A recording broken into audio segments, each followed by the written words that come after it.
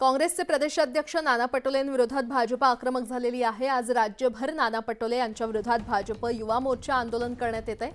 अकोल्यामध्ये नाना पटोलेंनी कार्यकर्त्यांकडून पाय धुवून घेतल्याचा या कृत्याचा खरं तर भाजपकडून निषेध करण्यात आलाय। काँग्रेस प्रदेशाध्यक्ष नाना पटोले अकोल्यातील वाडेगाव इथे एका कार्यक्रमासाठी आले असताना एका कार्यकर्त्यानं पटोलेंचे पाय धुतले होते। गुलामगिरीमध्ये जसा देश होता, इंग्रजाच्या काळात देश होता, पुन्हा हा इंग्रजाचा काळ काँग्रेसने आणलेला आहे। इंग्रजाच्या काळातली जी काही मानसिकता होती ती नाना पटोलेंनी स्वीकारलेली आहे।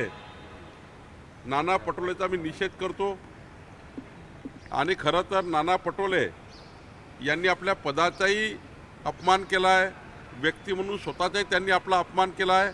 त्यांनी आत्मपरीक्षण केलं पाहिजे की या पद्धतीची शेतकऱ्याकडनं पाय धुवून घेणे, कार्यकर्त्याकडनं पाय धुवून घेणे आणि या पद्धतीचं नेतृत्व करणे हे शोभणारं नाही आहे। व्हायरल झाला काल खूप दुर्दैवी तो व्हिडिओ आहे। तुमच्या सगळ्यांच्या चॅनलवर तो पाहिला आणि मला असं वाटतं त्यांच्याकडूनही स्पष्टीकरण पक्षाकडून आलेलं आहे। पण भाजप आज राज्यभरात त्यांच्या विरोधात आंदोलन करते की असं आहे की भारतीय जनता पक्षाकडे काही विषयच राहिले नाही। त्याच्यामुळे आमच्याकडून काही झालं की राज्य पातळीचा दौरा आपलं आंदोलनं ते करत राहतात।